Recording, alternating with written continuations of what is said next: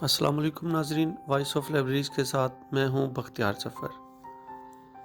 नाजरीन, आज हमारा जो टॉपिक है वो है कैटलॉग कार्ड के बुनियादी अनासर कौन कौन से होते हैं। और कैटलॉग कार्ड बनाने से पहले चाहे कोई भी कार्ड हो, कोई भी आप कैटलॉग बनाना चाहे, मुसन्नफ़ कार्ड हो, सब्जेक्ट कार्ड हो, ऑथर कार्ड हो, मौजू कार्ड हो, पब्लिशर कैटलॉग, कोई भी आप बनाना चाहते हैं तो उसके लिए सबसे पहले आपको कैटलॉग के जो बुनियादी अनासर हैं उनके बारे में आपको मालूम होना चाहिए। तो चलिए अब हम आपको बताते हैं कि कैटलॉग कार्ड के बुनियादी अनासर कौन कौन से होते हैं। ये कार्ड का आपके सामने एक सैंपल है। सैंपल से हम आगे बढ़ते हैं तो देखें, सबसे पहले हमने एरो के साथ दिया हुआ पहली अमूदी लाइन, फर्स्ट इंडेंशन इसको इंग्लिश में कहा जाता है, उर्दू में हम इसको पहली अमूदी लाइन कहते हैं। और याद रखिएगा, नीचे हमने एरो के साथ इसका बताया हुआ है कि ये कार्ड के बैरूनी किनारे से 8 वक्फे जो छोड़ के ये लाइन लगाई जाती है, इसलिए हम कह सकते हैं बैरूनी किनारे से दूसरे किनारे तक इसका जो फासला होता है पहली अमूदी लाइन का वो 8 वक्फों का होता है। और इसके बाद दूसरी अमूदी लकीर अगर देखें या लाइन देखें तो वो पहली जो अमूदी लकीर होती है उससे 4 वक्फों के फासलों के बाद लगाई जाती है। इसके बाद देखें, तीसरी जो लाइन होती है वो दूसरी अमूदी लाइन से 2 वक्फों के फासलों के बाद लगाई जाती है। और यहाँ पे मैं आपको एक और चीज़ बताता जाऊँ कि जो पहली अमूदी लाइन होती है उससे टाइटल कार्ड बनाया जाता है, दूसरी अमूदी लाइन से मौजू कार्ड या सब्जेक्ट कार्ड या टाइटल कार्ड बनाया जाता है, और जो तीसरी अमूदी लाइन होती है उससे अलहमी किताबों का या मुक़द्दस किताबों के कार्ड का आगाज़ होता है। तो इसके बाद आगे देखिए, ये चौथी जो लकीर होती है जिसको उफ़क़ी जली लकीर भी कहा जाता है, इसका कार्ड के बैरूनी किनारे से ऊपर से नीचे की जानिब 4 हरूफ का वक्फ़ा होता है। और इसको जो चौथी उफ़क़ी जली लकीर कहा जाता है, ये गहरी लकीर है, आप देख रहे हैं सबसे ज़्यादा डार्क लकीर है। और किसी भी कार्ड का जो आगाज़ होता है इस लाइन के ऊपर से होता है, चाहे वो इंग्लिश हो या उर्दू कार्ड हो। अच्छा, इसके बाद हम आगे बढ़ते हैं तो इस कार्ड के ऊपर देखें तो जो अमूमी तौर पर कार्ड को हम 2 हिस्सों में तकसीम करते हैं। इस कार्ड को जो 3 पॉइंट या 3/5 इंच का कार्ड होता है इसको 2 हिस्सों में तकसीम किया जाता है। पहले हिस्से के अंदर AACR के जो मुख्तसर करदा 8 एरियाज़ होते हैं उनके मुताबिक इंफॉर्मेशन इस हिस्से में दर्ज की जाती है।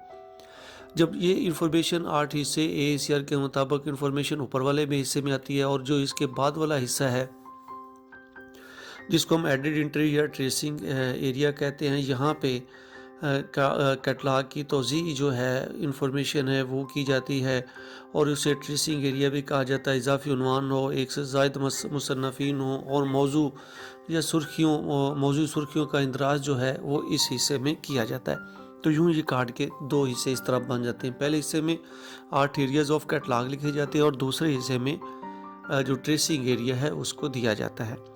चलें आगे से बढ़ते हैं तो अब देखते हैं कि पहले हिस्से में जो किताब की जो मालूमात दर्ज की जाती है वो कौन सी होती हैं और कैसे दी जाती हैं, वो हम आपको बताते हैं।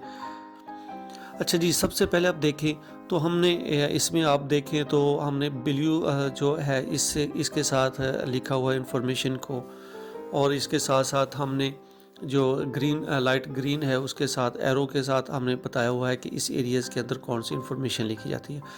अगर आप राइट साइड पे देखें तो हिस्सा अव्वल लिखा हुआ है, अगर लेफ़्ट साइड पे देखें तो 8 एरियाज़ ऑफ कैटलॉग जो हैं उनके नाम लिखे हुए हैं।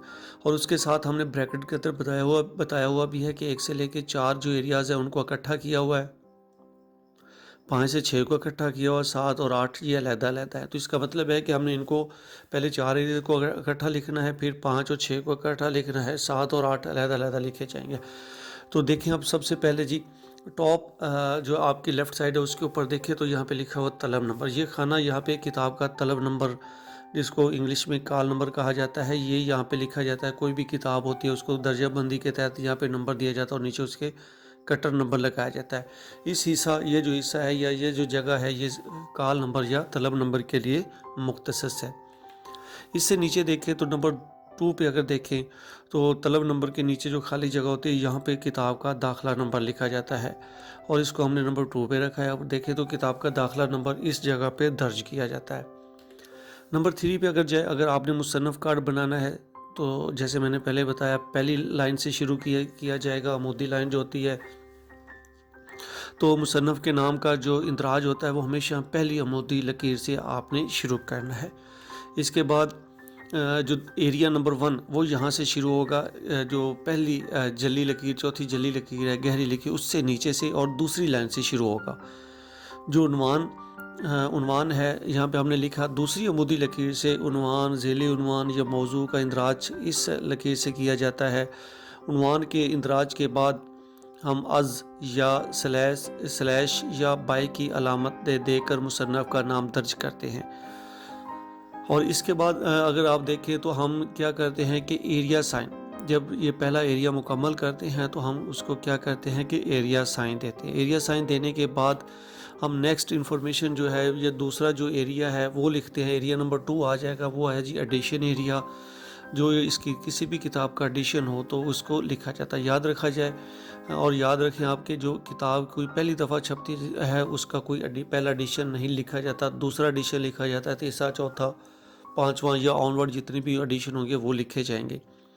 और ये याद रहे कि जो पहले एरिया के साथ ही लिखा जाता है इसको, तो हम अगर एक लाइन में ना आने की सूरत में अगली सतर से पहली अमूदी लकीर से इसको शुरू करेंगे, क्योंकि एक लाइन के ऊपर वो जगह पूरी नहीं आई तो दूसरी जो आपने नीचे उससे लिखना है तो पहली अमूदी लकीर से इसको शुरू किया जाता है। और इसके बाद हम एडिशन लिखने के बाद एरिया साइन दे देते हैं।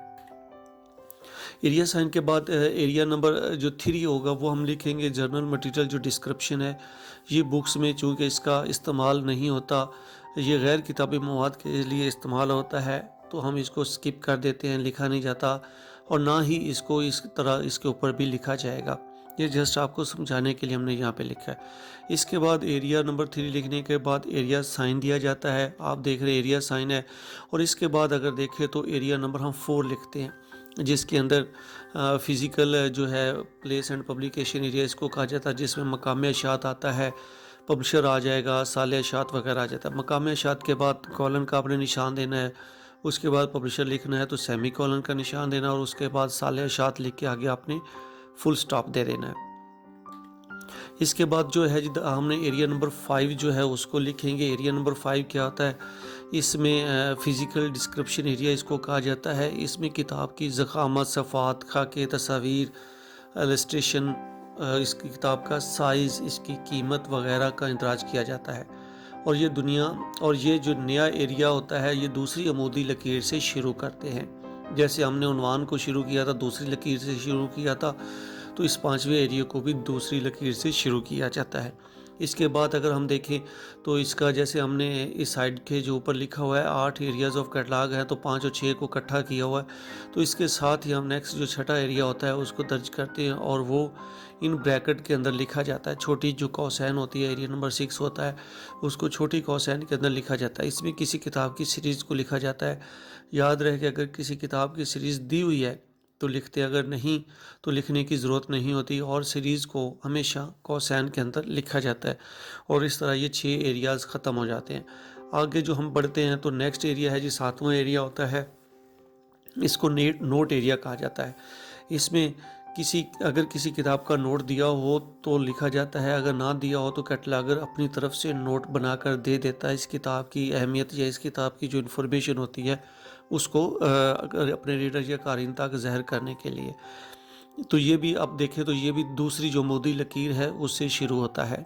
इसके बाद हम देखते हैं जी इसका जो नेक्स्ट एरिया होता है वो 8वां एरिया है जिसको ISBN कहा जाता है। इसमें ISBN नंबर जो अदाद पर मुश्तमिल होता है दर्ज किया जाता है। ये जो ISBN है 10 या 13 हिस्सों पर मुश्तमिल होता है और ये भी कि जो टाइटल कार्ड होता है या उन्वान कार्ड, कोई भी किसी भी किस्म का कार्ड हो उसको भी इस 8वें एरिया को दूसरी लकीर से शुरू करते हैं। तो ये हम यहाँ तक हमने अपने इस पहले हिस्से में किताब की जो मालूमात दर्ज करने का तरीका था वो यहाँ पे हमने मुकम्मल कर दिया। अब हम बढ़ते हैं कि दूसरा एरिया जो होता है उसके अंदर इंफॉर्मेशन को कैसे दर्ज किया जाता है। कार्ड के दूसरे हिस्से में जिसे ट्रेसिंग या एडिट एंट्री कहते हैं, मालूमात का इंदराज कैसे करते हैं, तो चलेंगे अब उसकी तरफ बढ़ते हैं हम। इसमें देखें जी, तो सबसे पहले आपने क्या करना होता है कि जो दूसरी लकीर होती है उससे मौजूद सुर्खियाँ जो आपने बनानी होती हैं किसी भी टॉपिक की, किसी भी सब्जेक्ट की, वो यहाँ पे दी जाती है और इसको आप नंबर 1 के हिसाब से लिखेंगे। अगर आपने 2 मौजूद सुर्खियाँ देनी है तो इसके साथ आगे 2 लिख के फिर मौजूद सुर्खी दे देंगे। फिर आगे अगर तीसरी सुर्खी मौजूद देनी है तो इसी तरह आप 1 2 3 लिखते जाएंगे और जितनी मौजूद सुर्खियाँ आपने देनी है वो यहाँ पे आप देते जाएंगे। इसके बाद जब ये मौजूद सुर्खियों का ख़त्म हो जाता है तो फिर आपने जो रोमन हिस्से होते हैं उसके अंदर 1 लिखना है और आपने एक जो मेन टाइटल ऊपर लिख दिया था कोई, उसका अगर कोई और भी टाइटल था, ज़ैली टाइटल था, तो आपने वो यहाँ पे लिखना है, ज़ैली उन्वान को लिखना है। और इसके बाद 2 देने हैं रोमन हिस्सों के अंदर ही, तो उसमें देखें तो अगर उस उन्वान का कुछ और हिस्सा बाकी था तो वो आपने यहाँ पे देना है।